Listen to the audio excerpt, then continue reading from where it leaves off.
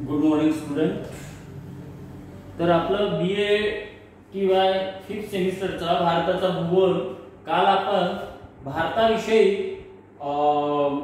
माहिती बघितलेली होती. म्हणजे भारताचा जर अभ्यास करायचा असेल तर प्राचीन भारत कसा होता, मध्ययुगीन भारत कसा होता आणि अर्वाचीन भारत कसा आहे, त्यानंतर भारताचे एकूण क्षेत्रफळ, त्याचं स्थान, विस्तार, त्यानंतर इथं भौमिकीय संरचना जी आहे, म्हणजे उत्तरेकडील हिमालय पर्वत, मध्य मैदानी प्रदेश आणि दख्खनचा पठारी प्रदेश, त्यानंतर पूर्व पश्चिम सीमा किती आहे, उत्तर दक्षिण लांबी किती आहे, कोस्टल एरिया म्हणजे सागर किनाऱ्याचा जो भाग आहे तो किती आहे, आणि भारतातला शेजारी राष्ट्र कोणते कोणते आहे या विषयी आपण मागील क्लासमध्ये बघितलं होतं. आज आपण भारताची जी प्राकृतिक रचना आहे, म्हणजे प्राकृतिक म्हणजे फिजिकल ठेवण याची कशी या प्रकारे आहे, म्हणजे पर्वतीय प्रदेश, जसं हिमालयाचा जर विचार केला तर हिमालयाचे किती भाग पडतात, त्यानंतर कोणत्या भागाला कोणत्या नावाने ओळखल्या जातं, हे सर्व आपण आज बघणार आहोत. तर साधारणतः म्हणजे आपण अभ्यास सिस्टमॅटिक व्हावा या उद्देशाने प्रथमतः आपण संपूर्ण हिमालयाचा अभ्यास करणार आहोत, त्यानंतर मैदानी प्रदेशाचा अभ्यास करणार आहोत आणि त्यानंतर जो दख्खनचा जो पठार आहे त्याला आपण दख्खनचा पठार म्हणतो ते पाहणार आहोत. तर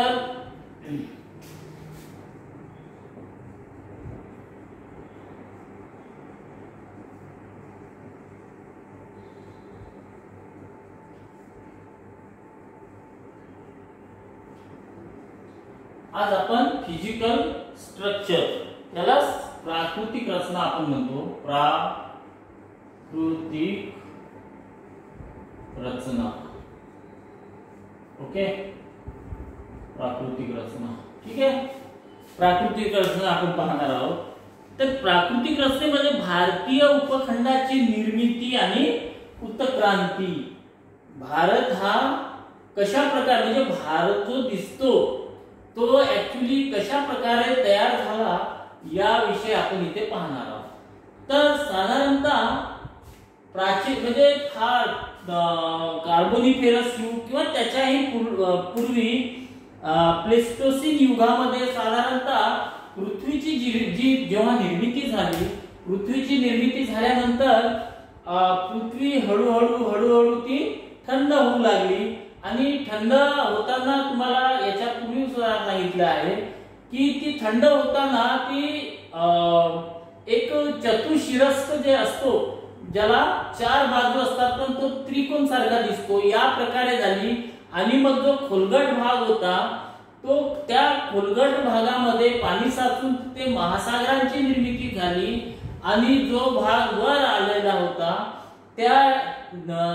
तो भूभाग म्हणून ओळखल्या जातो. तर साधारणतः प्रथमतः कार्बोनिफेरस युग किंवा त्याच्या पूर्वी प्लिस्टोसिन युगामध्ये साधारणतः पृथ्वीची जी निर्मिती झाली, तर पृथ्वीची निर्मिती झाली त्यावेळेस खंड भाग या प्रकारे आणि सागर भाग असे 2 भाग होते, बरोबर आहे. तर खंड भागाला काय म्हणायचे, खंड भागाला पॅंजिया म्हणायचे आणि जो सागरी भाग होता त्याला पॅन्थालॉसा म्हणायचे, पॅन्थालॉसा. समजलं? म्हणजे पृथ्वीची जेव्हा निर्मिती झाली तेव्हा एक सघन असा भूभाग होता त्याला पॅंजिया म्हणायचे आणि जो पाण्याचा जो भाग होता त्याला पॅन्थालॉसा म्हणायचे, बरोबर आहे. तर कार्बोनिफेरस युगामध्ये काही नैसर्गिक घडामोडी असे घडून आल्या आणि या घडामोडीमुळे ह्या जो पॅंजिया आहे, ह्या पॅंजियाचे असे शक्ल पडायला लागले, कालांतराने याला शक्ल पडायला लागले. आणि जो गोंडवाना लँडचा जो भाग होता, गोंडवाना भागचा जो दक्षिणेकडला जो भाग होता तो त्याच्यापासून वेगळा होऊन तो जो कॅन्थाला सॉरी जो लॉरेन्शियाचा जो भाग आहे त्या लॉरेन्शियाच्या भागाला दक्षिणेला तो एक तुकडा जो आहे तो असा चिपकले, म्हणजे हा इथून एक तुटलेला एक तुकडा आहे आणि इथे पॅन्जिया आहे, या पॅन्जियाचा जो लॉरेन्शिया जो आहे या भागाला हा तुकडा असा प्रवाह या निर्माण होऊन या ठिकाणी इथे चिपकलेला होता आणि हा भाग इथे आणि इथे 33 नावाचा सागर होता. भारताच्या उत्तरेला 33 नावाचा सागर होता. मग हा तुकडा इकडे मार्गक्रमण केल्यामुळे ह्या 33 सागरामध्ये तो जो गाळ होता तो गाळ वर आला आणि तिथे हिमालय पर्वताची निर्मिती झाली. तर भारत जो आहे हा गोंडवानालँडचा भाग आहे. हा युरेशियाचा भाग नाही, हा गोंडवानालँडचा भाग आहे. इथली जी खडक रचना आहे, इथली जी मृदा आहे, या खडकांवरून इथल्या काही शास्त्रज्ञांनी हे सिद्ध केलेलं आहे की पृथ्वीची जी निर्मिती झालेली आहे त्यावेळेस जे खडक अस्तित्वात होते ते खडक या आपल्या दख्खनचा जो पठार आहे त्या दख्खनच्या पठारामध्ये अस्तित्व असल्याचे शास्त्रज्ञाच्या निदर्शनास आलेले आहे. त्यामुळे आपल्याला असं म्हणता येईल की जे दख्खनच्या पठारावरील जे खडक आहे ते खडक साधारण म्हणजे